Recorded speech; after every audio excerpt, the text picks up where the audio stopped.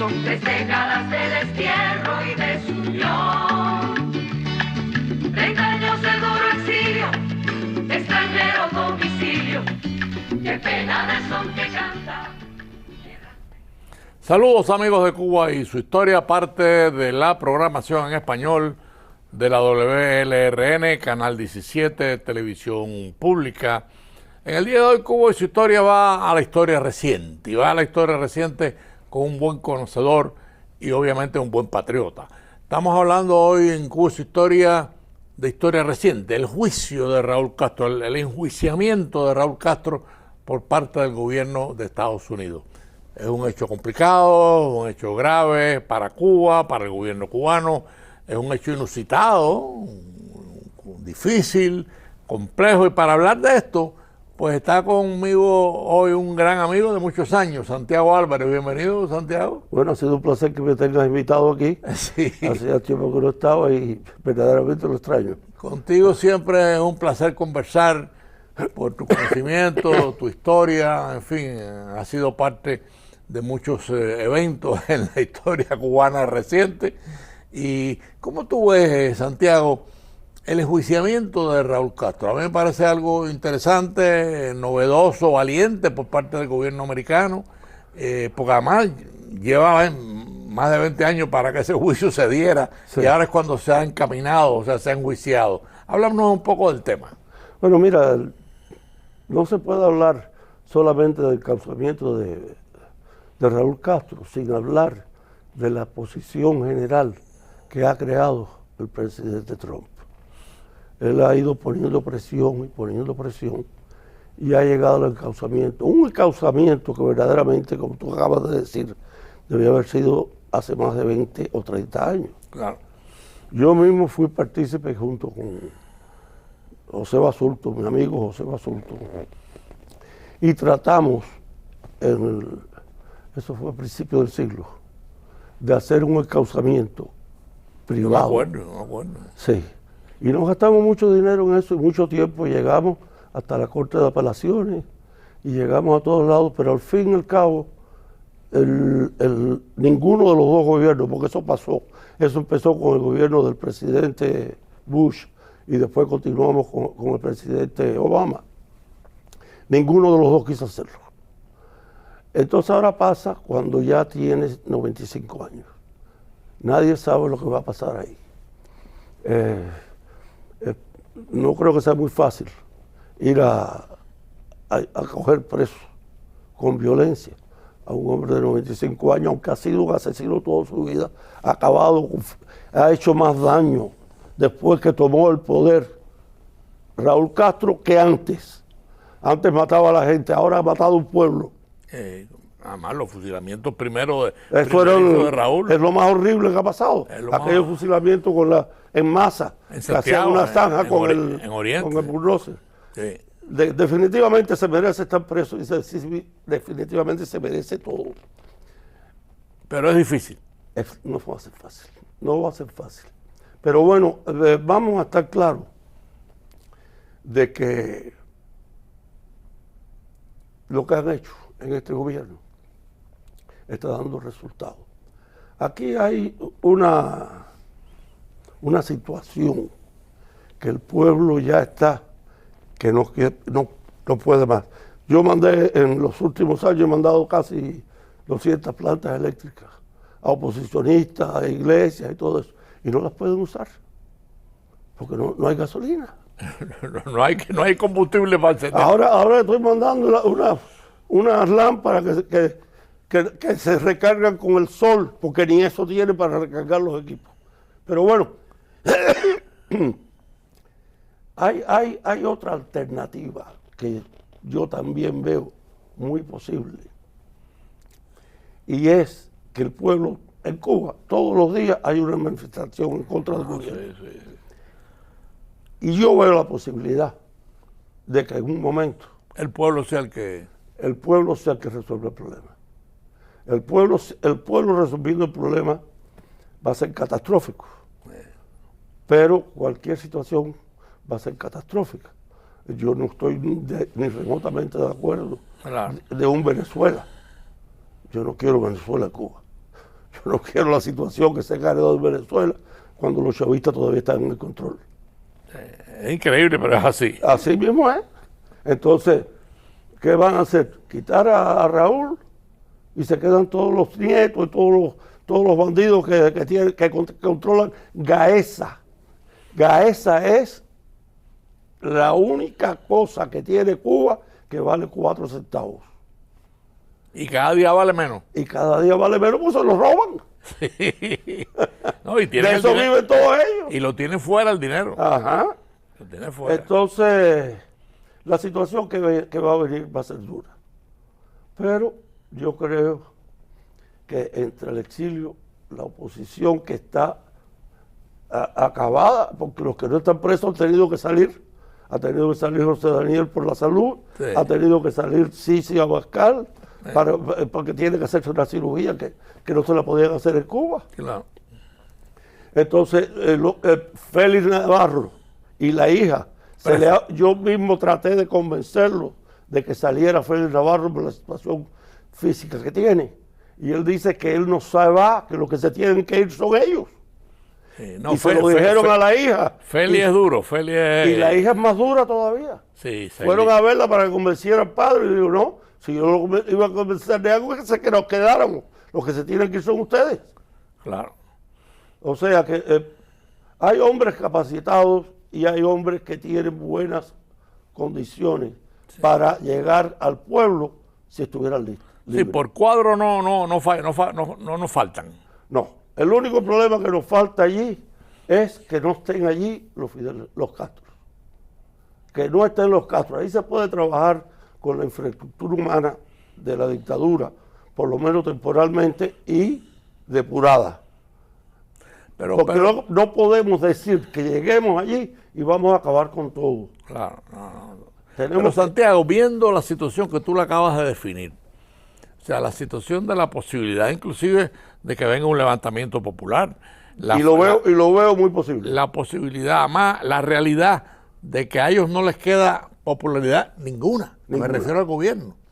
Entonces, es una situación para ellos mucho más difícil que para nosotros. Y para nosotros es difícil. Porque como nosotros hacemos realidad, que sería la solución, el enjuiciamiento de Raúl Castro. Sí. Si Raúl Castro pudiera venir para acá y se queda aquí ya en el juicio, ya se acabó todo. Porque ahí yo creo que no. Yo creo que no, eso no acabaría. Ahí, mientras queden unos cuantos Castro, aquello sigue. Ahí la única solución inmediata sería un golpe de Estado de los coroneles hacia abajo. Porque la situación en Cuba de las Fuerzas Armadas es que de Gaesa viven los generales para arriba. Ellos incluso ahora, recientemente, hace más de 1 año y medio, tenían una nueva situación de ascender a unos cuantos coroneles. Y eso se entraría ya en el nuevo eso. Y no lo hicieron. Nos crearon un cargo que no existía en Cuba, de primer coronel. Y entonces todos esos que iban a ser generales, ninguno fue general. Sí, porque les tienen miedo, ¿no? ¿Le tienen miedo? ¿Le tienen miedo? Miren, dicen que no hay más ciego que no quiera ver. No es que ellos sean ciegos, es que ellos se han quedado tuertos primero de un ojo y después del otro. Son tuertos de los 2 ojos, no quieren ver el pueblo. Claro. Bueno, el pueblo no quiere verlos a ellos. Ninguno de los dos. Ninguno de los dos, pero el pueblo no tiene el poder en el momento de dejarlos afuera. La única solución para sacarlos a todos sería estar en las manos del pueblo. Claro. En las manos del pueblo. O una cosa que no tenemos eso. Acuérdense, y tenemos que recordar muy claro, que los presidentes de los Estados Unidos son electos para ser presidentes de los Estados Unidos, no de Cuba. Claro. Ni de Venezuela, de nada de eso. Ellos van a hacer lo que les convenga cuando les convenga. Sí. Nosotros estamos en una posición ahora que hasta ahora el presidente Trump ha hecho algo que a nosotros nos conviene en todos los aspectos. Sí. No hay que ser trompista ni hay que ser antitrompista. Lo único que podemos decir es que tenemos más cercana en este momento la libertad de nuestra patria que en ningún otro momento en mucho tiempo. Sí. Entonces, y además, el único inconveniente de eso es que no lo estamos haciendo nosotros, que debíamos estarlo haciendo nosotros. Claro. Pero bueno, hay otra cosa histórica también, Santiago. La independencia de Cuba siempre ha estado de una u otra forma ligada a Estados Unidos. Desde la guerra hispanoamericana, o sea, hemos sido, no que seamos anexionistas ni supeditados, pero los Estados Unidos siempre nos han ayudado. La realidad. Inglaterra, Francia, Europa no sobrevivió sin ayuda exterior. La misma Rusia no sobrevivió sin ayuda exterior. O sea que en algunos casos tenemos que aceptar ayuda exterior. Yo no quisiera que hubiera un nuevo 98, ni quisiera que hubiera un Venezuela, pero no está en nuestras manos. Sí, eso no lo decidimos nosotros. Exactamente. Pero sí se están viendo, o sea, Cuba hoy, Santiago, es un hervidero, o sea, de cacerolazos, manifestaciones. Estamos muy cerca. Estamos muy cerca de un... Yo no me sorprendería si lo que pasa en Cuba pasa por los cubanos, porque estamos muy cerca de eso. Ya los cubanos verdaderamente han perdido el miedo. Ya abiertamente están y se enfrentan con la policía. ¿Y cómo tú que estás pasando hambre también vas a estar defendiéndolo? Sí. No, todas esas instituciones represivas también pasó cuando cayó el muro de Berlín, ¿eh? Ajá. Los represores cogieron la frontera y después los que quedaban ahí se unieron al pueblo. Claro. O sea, eso puede pasar perfectamente. Y eso es lo que tiene que pasar, porque no se puede trabajar, llegar a un país, votar a todo el mundo y poner nuevo a todo el mundo en todas las posiciones. Hay que correr centros médicos, hay que correr estaciones de policía. Sí, claro. Y mira, ahora que estamos hablando de estaciones de policía, más, yo diría, en este último año, por lo menos 5 o 6 veces, me ha llegado noticia de que la seguridad del Estado lleva a un preso a una cárcel municipal o de la ciudad, de la policía, de la Policía Nacional, no de la represión, y la policía no lo acepta. No. Ustedes van a interrogar al otro lado, aquí no lo queremos. Sí. Eso ha pasado ya en Colón, en Perico, en La Habana varias veces, en Camagüey, en Ciego de Ávila. Sí. ¿Y eso qué señal le puede dar a los tuertos estos de los dos ojos de lo que está pasando? Sí. Porque ellos no quieren ver eso. Amigos de Cuba y su historia, para los que han sintonizado tarde, estamos en un programa de historia reciente, un programa de precisiones, de análisis. Nos acompaña un gran amigo, Santiago Álvarez, un gran analista, un gran conocedor, Santiago Álvarez. La situación de Cuba es complicada, compleja. Hay un enjuiciamiento a Raúl Castro en Estados Unidos, positivo, porque se debió haber enjuiciado hace 20 o 30 años, cuando se tumbaron las avionetas de Hermanos al Rescate y hubo 4 mártires, 4 asesinados, 3 de ellos eran ciudadanos americanos. Pero bueno, la historia no va al ritmo que uno quisiera, la historia tiene sus variantes, sus parones, sus situaciones, y la historia cubana que estamos analizando, Santiago, pues también, o sea, quisiéramos un camino, y ese camino es complejo, no es fácil. Es complejo. Quisiéramos ver a Raúl Castro enjuiciado, porque se lo merece, no porque tengamos ninguna inquina personal con nadie. Si alguien en Cuba se merece ser enjuiciado, se llama Raúl Castro por los cientos de hombres que mandó a matar. Y además los 3 aviadores americanos y el cubano que murieron cuando él dio la orden de tumbar las avionetas de Hermanos al Rescate. Entonces, estamos frente a una situación nueva, novedosa, pero de por sí como cubanos estamos obligados a tratar de evaluarla, ¿no? Y Raúl Castro posiblemente la mejor solución para él sería o morirse tranquilamente o que lo recojan los americanos y se lo lleven preso. Porque si el camino que yo pienso que puede pasar, que es una rebelión interna en Cuba, él no va a salir bien. No. Él no va a salir bien. Ese es un si camino, el pueblo se empata con él, va a ser mucho peor. Ese es un camino que caer preso. sangriento. Ese va a ser un camino sangriento que nadie quiere. Nadie quiere, pero si pasa, él va a pasar la peor que preso. Sí. No, ahí está. No solamente ahí, tú lo mencionaste al principio, no solamente es el caso de Raúl, es el caso de la familia.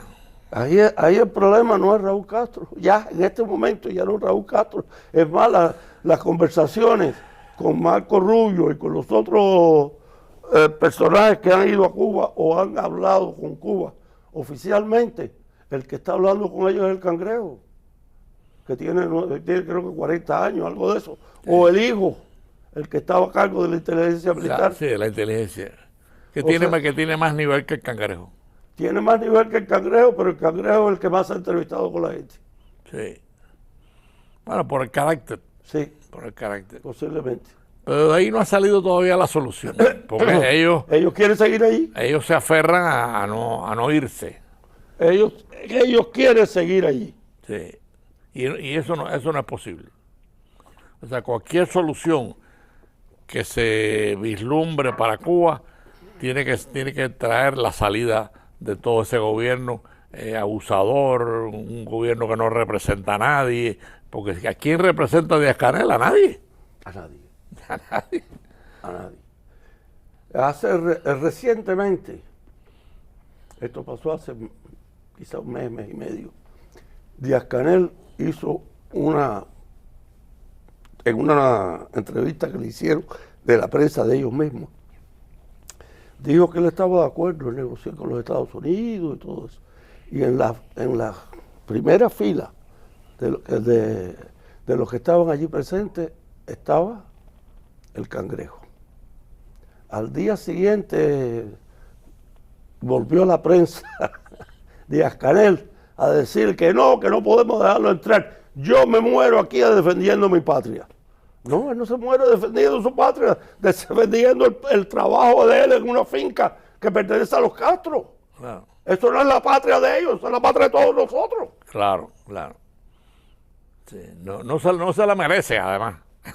Vaya, que defendiendo a su patria. Sí. Después que ellos la han destruido totalmente. Sí. En eso Marco Rubio ha sido hábil en demostrar la responsabilidad de Gaesa y de los militares en todo este desastre que colapsa, porque Cuba está en estos momentos colapsada completa. Completamente. O sea, no hay por dónde decir, bueno, coño, este puede ser una esperanza para ese gobierno. No hay ninguna. Díaz-Canel, ni Raúl, ni el Cangrejo, ninguno de ellos tiene por dónde salir. No. Pero no quieren irse.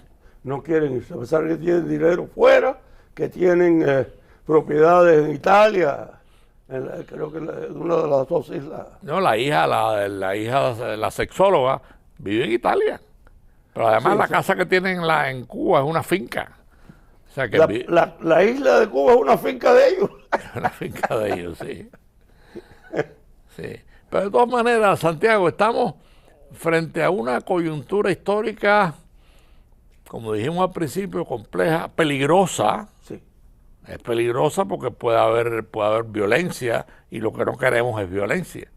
Sí. Entonces ya tuvimos una violencia durante un tiempo, yo participé en ella, pero la he abandonado totalmente. Ese no es el camino. Ese no es el camino en este momento. El mundo ha evolucionado y nosotros tenemos que evolucionar, porque si no perecemos. Pero tampoco se ve en las iglesias, por ejemplo, tanto católicas como protestantes, la autoridad para exigir un cambio. No se ve esa firmeza, no se ve esa solidez. ¿Te das cuenta? Que sería importante si nosotros tuviésemos la iglesia de Polonia, la iglesia católica de Polonia decidió el camino. La iglesia católica, y no se puede hablar en general, pero la jerarquía no tiene un liderazgo No, que pueda ayudar a una democratización. el liderazgo lo tienen algunos sacerdotes, pero Locales sí, sí, pero a más bajo nivel. locales sí. Y esto es una lástima, o sea, no es una crítica, es una lástima que la Iglesia Católica cubana y la protestante, que es sólida también, no tengan. Ese es un buen punto. Sí. Sobre todo las iglesias protestantes ¿Eh? en Cuba tienen más poder sobre el pueblo que los opositores y que la Iglesia Católica. Esos pastores verdaderamente pobres Sí. en los pueblos pequeños tienen tremendo control sobre ellos. Sí, sí, hay un interesante. No quiere decir que la Iglesia Católica no tenga. No, la Iglesia Católica en el nivel local tiene tanto poder Sí, como los protestantes. Pero es que hay muchas iglesias protestantes. sí, sí. Y están Pero bueno, lo que metidas te por quiero decir es que la Iglesia pudiera ser un factor y no. Yo creo que si hay un movimiento grande, sí lo es. Sí lo es. Sí. Sí lo es. Que venga una protesta Sí. nacional. Yo creo que en ese caso, las dos ramas de la religión, la protestante y la católica. Sí, porque ahí hay gente muy buena, déjame decirte. Ahí está la reserva de Cuba. ¿eh? Ajá. Así mismo. La reserva de Cuba, gústele o no a algunos y a otros, está en el cristianismo. O sea, ese es un foco que ha resistido humanamente e ideológicamente. Y está presente. Vamos a ver, yo tengo esperanza de que verdaderamente, de una manera o de otra, estemos ya dando los últimos pasos hacia regresar. Yo espero que sea pronto, porque yo le he prometido a todos mis amigos en Cuba que yo no me muero sin regresar. Sí, estamos en la misma. Yo voy a estar vivo para regresar, Sí. pase lo que pase. Sí, yo igual, yo quisiera que fuese ya. Porque Quisiera tampoco. estar allí ya, pero bueno, estaremos. Sí. No, y se te ve bien de salud, Santiago. Yo he tenido una suerte extraordinaria, yo tengo una salud extraordinaria. Sí. Lo único que tengo es daño en los huesos. Yo tengo las 2 rodillas puestas, tengo el hombro trasplantado y 3 operaciones en la columna O vertebral. sea, está lleno de hierro por dentro. Entonces, cada vez que yo paso por una cosa esa de hierro, me dicen, venga para acá, y le digo, ¿por dónde quiere empezar? Por aquí, por aquí, por aquí.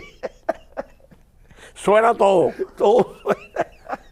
Sí, pero Santiago, estamos en un momento, como hemos dicho, ¿no? Muy complejo, muy difícil, pero esperanzador. Estamos en una situación que podemos definirla como impredecible, Sí, pero favorable. esperanzadora. Sí, sí. Hay una esperanza ahí.